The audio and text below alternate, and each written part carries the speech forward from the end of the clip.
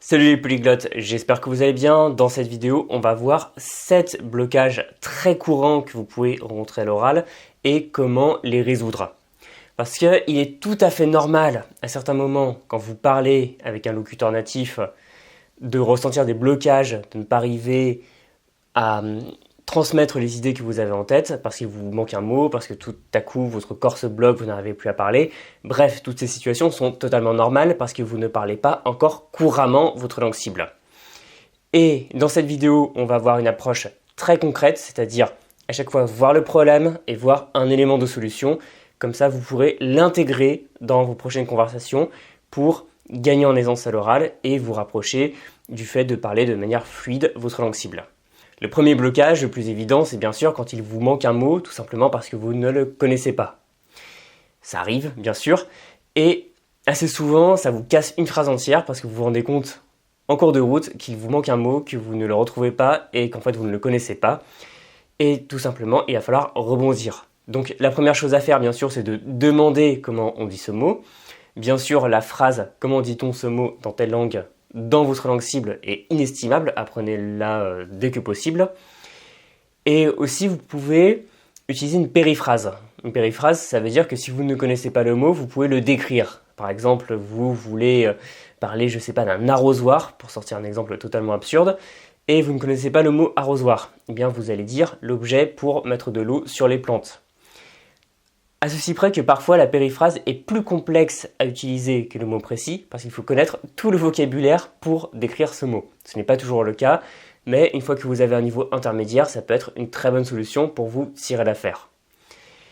Et aussi, pensez à le noter. Pensez à noter, bon, je ne sais pas comment on dit arrosoir, cherchez le mot arrosoir ou n'importe quoi, et ensuite le réviser, parce que ça peut être un très bon indicateur d'un mot qui vous manque et qui pourrait vous être utile. Bon, bien sûr, ça peut être un mot qui vous manque parce que vous êtes éloigné de votre zone de confort de vocabulaire et donc un mot qui peut être beaucoup trop avancé pour vous à l'heure actuelle, mais ça peut aussi très bien être un mot très courant que vous ne connaissiez pas pour une raison ou pour une autre et donc vous avez là un mot à prendre en priorité. Donc c'est la première raison quand vous ne connaissez pas un mot et ça arrive très souvent et vous n'avez pas fini de buter là-dessus. Le deuxième cas, ça va être si vous connaissez un mot mais il ne vous revient pas. Vous savez que vous l'avez vu, vous savez que vous le connaissez, vous savez que vous l'avez utilisé pas plus tard qu'hier, mais impossible de remettre le doigt dessus, c'est un trou noir, il y a du brouillard partout dans votre tête et ça ne revient pas. Et ça c'est très intéressant parce que c'est le symptôme d'un mot que vous avez mal appris. Quand je dis mal, ce n'est pas pour vous faire culpabiliser, bien évidemment, mais c'est qu'il a manqué une étape dans votre apprentissage pour le faire passer vraiment dans votre mémoire à long terme. Vous le connaissez peut-être de manière passive, c'est-à-dire que si vous l'aviez lu dans un texte, vous l'auriez reconnu, mais pas de manière active, c'est-à-dire pour produire la langue, à l'écrit comme à l'oral. Donc ce que vous pouvez faire, c'est noter ce mot, noter que vous avez une difficulté dessus, et une petite astuce très pratique, si vous apprenez sur un logiciel de répétition espacée, quand vous retombez dessus, vous le faites passer en mot à revoir, comme ça vous allez le revoir plus souvent. C'est quelque chose que j'ai fait assez souvent avec les mots malheureusement que je retiens assez mal. Et d'ailleurs, si vous n'êtes pas sûr de vous, c'est un peu pareil. Par exemple, il m'arrive assez souvent d'avoir un mot qui revient, mais je ne suis pas tout à fait sûr que ce soit le bon mot. Faites attention, demandez confirmation, peut-être que c'est le bon mot, peut-être pas. Et ensuite, notez-le, parce que ça veut dire qu'il vous manque encore vraiment des couches de répétition pour pouvoir ancrer vraiment ce mot dans votre mémoire à long terme et active. Problème numéro 3, un mot qui vous revient, mais un peu cassé. C'est comme si vous l'envoyez par la poste et quand vous le réceptionnez, vous l'avez, mais il est cassé en morceaux.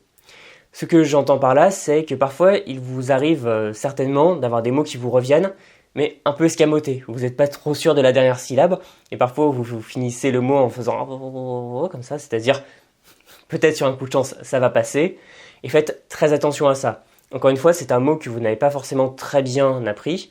Il y a eu une imprécision lors de l'apprentissage, ce qui fait que, par exemple, vous avez pu retenir une partie des syllabes, mais ne pas être sûr si c'est un E ou un A, je ne sais pas, à la fin. Faites attention à ça, parce que ça va revenir. Donc, pareil, notez-le, révisez-le bien, marquez qu'il y a un souci avec ce mot, et comme ça, vous allez pouvoir mieux le réviser pour la prochaine fois. À ce sujet, il peut aussi arriver que ce soit dû à un manque de différenciation entre deux mots. C'est-à-dire que vous apprenez deux mots, et tout à coup, ils se ressemblent tellement que vous n'êtes plus sûr duquel utiliser, Et donc faites bien attention, c'est comme quand on apprend deux langues, à faire ce travail où vous allez bien noter les choses que vous confondez pour les revoir après, pour ne plus les confondre. On attaque à présent le quatrième point. Un mot vous revient, mais vous n'êtes pas sûr de son usage. Vous dites, alors je connais ce mot, mais est-ce que c'est vraiment le bon mot ? Et c'est tout à fait normal, c'est même une très bonne question à vous poser parce que le contexte est roi et certains mots peuvent très bien convenir dans un certain contexte, mais pas dans un autre. Alors demandez confirmation, demandez est-ce que c'est bien ce mot qu'il faut utiliser, est-ce qu'il y aura pas une meilleure formulation, vraiment demandez parce que les locuteurs natifs parfois vous comprennent, ils pensent que c'est largement suffisant pour la compréhension, donc ils ne relèvent pas votre erreur, mais il peut y avoir un problème de contexte. Donc demandez bien et aussi faites très attention à l'apprentissage en contexte. Parce que très souvent, la cause d'un mot qui revient dans un mauvais contexte, c'est que vous l'avez appris tout seul, et autant vous connaissez la traduction en français, autant vous ne connaissez pas réellement son emploi dans le contexte d'une phrase dans votre langue cible. Donc apprenez des mots, non pas seuls, mais dans le contexte de phrases, avec des exemples, faites de l'immersion, et quand vous faites justement vos séances d'immersion, orales, écrites, tout ça, eh bien faites très attention, quand vous écoutez des locuteurs natifs, à la manière dont ils vont employer chaque mot, dans quel contexte, dans quel langage soutenu ou pas. Est-ce que c'est un mot qui est plutôt calme, agressif ? Est-ce que c'est un mot qui a plutôt une telle ou telle nuance ? Faites très attention à ça, et comme ça vous allez bien comprendre dans quel contexte précis s'emploie ce mot. On arrive maintenant au point numéro 5. Le point numéro 5, ça va être un blocage vraiment physique. Vous voulez dire un mot et tout à coup, vous n'arrivez pas à le sortir. Même un mot que vous connaissez. Vous allez bafouiller, vous allez bégayer. Et ça m'est déjà arrivé, surtout en fin de séance. Et ça, c'est une question physiquement de fatigue. Parce que tant que vous n'avez pas atteint un niveau courant dans votre langue cible, le fait de parler va vous demander un effort parce que ce n'est pas naturel. Parler français ou votre langue maternelle si vous ne parlez pas français à la base, c'est naturel. Parler une autre langue, à la base, ça ne l'est pas. Et pour que ce soit naturel, il faut pratiquer énormément et c'est ça qui va vous muscler si on veut. Et si vous manquez de musculation dans cette langue, eh bien il peut arriver, surtout à la fin de la séance, d'être assez fatigué et même sur des mots pourtant que vous connaissez, vous n'arrivez pas à les sortir, vous bégayez, vous faites un truc horrible et ce n'est pas très grave. Ça m'est déjà arrivé, c'est assez bizarre, je ne comprenais pas pourquoi, mais c'est simplement que ça vous a un peu usé de faire une demi-heure, une heure de conversation. Et vous allez pouvoir vous améliorer la prochaine fois. Ne paniquez pas, ça ne veut pas dire que vous êtes stupide ou nul ou je sais pas quoi. Ça veut simplement dire que vous avez encore besoin de pratique et par la pratique, vous allez gagner en fluidité, vous allez gagner en assurance et vous allez moins faire ce genre de blocage bizarre. Le point numéro 6 à présent, c'est de se perdre en plein milieu d'une phrase. Surtout si vous adorez faire des phrases à rallonge, il peut arriver que vous commenciez très bien, tout se passe bien au début, et puis en cours de route, en plein milieu de la phrase, eh bien vous n'arrivez plus à retrouver les briques pour faire la phrase. Et ça arrive très souvent quand on essaye de faire des phrases de grammaire. Ce que j'appelle les phrases de grammaire, c'est que vous connaissez des règles de grammaire et à partir de ces règles, vous allez essayer de refaire des phrases. Sauf que ça demande énormément de concentration et surtout d'ailleurs si vous êtes sous pression, vous êtes déjà fatigué, comme je l'ai dit au point précédent, vous allez vous perdre dans vos phrases. Alors pour ça, la première solution tout d'abord c'est ne tentez pas le diable, faites des phrases plus courtes. Ensuite, si vous voulez vraiment faire des phrases plus longues, eh bien apprenez-les plutôt en contexte, apprenez-les par l'immersion. Parce que quand on est un locuteur natif d'une langue, on va ressortir des blocs de phrases qu'on a déjà entendus ou qu'on a déjà dit sans réfléchir, ça vient naturellement. Alors que quand on essaye de parler une langue qu'on ne connaît pas très bien, on va essayer de faire tout un Lego pour faire la phrase et bien évidemment que c'est très fatigant. Donc apprenez plutôt les phrases en immersion, comme ça vous allez pouvoir les ressortir plus facilement et arrêter de vous perdre dans les méandres de conjugaison, de déclinaison ou que sais-je encore. On arrive maintenant au 7e et dernier point qui est un blocage plutôt psychologique. Le fait de ne pas oser parler, le fait d'être terrorisé, d'avoir des papillons dans le ventre et quand vous voulez parler, ça ne sort pas, vous n'arrivez pas. Ou alors il faut vous faire énormément violence pour arriver à sortir une phrase. Et ça c'est bien normal parce que sortir de votre zone de confort, de votre langue maternelle, pour vous aventurer dans une langue où vous allez faire des fautes, ne pas trouver vos mots, parler un peu comme un enfant, c'est difficile. Surtout si vous n'avez pas trop confiance en vous, si vous avez peur de déranger, si vous avez peur des conséquences, c'est-à-dire qu'on vous rit au nez, qu'on vous regarde comme ça avec les sourcils froncés, avec un air d'incompréhension. Ça c'est normal. Mais si vous avez peur des conséquences, affrontez-les.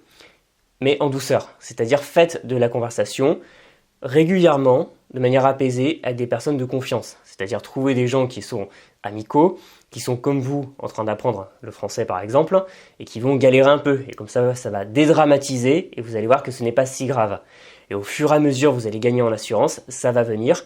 Et dites-vous toujours, bien sûr, que ce n'est pas facile, ce n'est pas évident, ce n'est pas automatique d'arriver à parler de manière fluide, être à l'aise comme ça quand on parle une langue étrangère.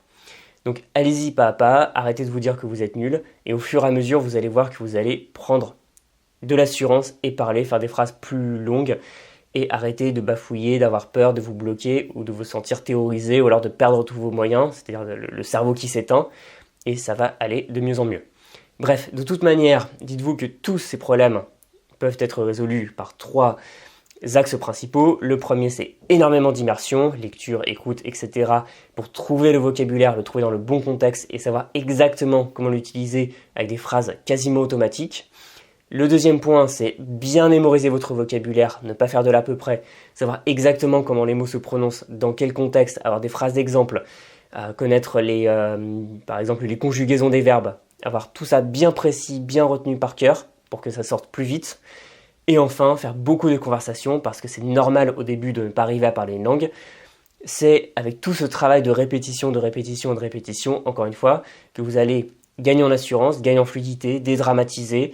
Et au fur et à mesure, ça va devenir naturel de parler pendant 5 minutes, 10 minutes, 20 minutes, 1 heure, etc. Voilà, je vous souhaite bon courage et surtout beaucoup de plaisir dans cet apprentissage avec de la répétition. Vous finirez de toute façon par y arriver, ne lâchez rien. Si cette vidéo vous a plu, vous pouvez bien sûr vous abonner à cette chaîne, activer les notifications en cliquant sur la petite cloche. Vous pouvez mettre un pouce, partager, laisser un commentaire sur les blocages que vous avez pu rencontrer à l'oral.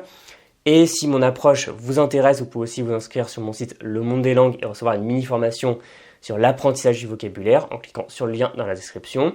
Et aussi, si vous apprenez le japonais, vous pouvez vous inscrire à mon site secondaire Gambare avec le lien dans la description pour recevoir là aussi un kit de bienvenue pour vous remettre au japonais. On se voit dans une prochaine vidéo. Salut!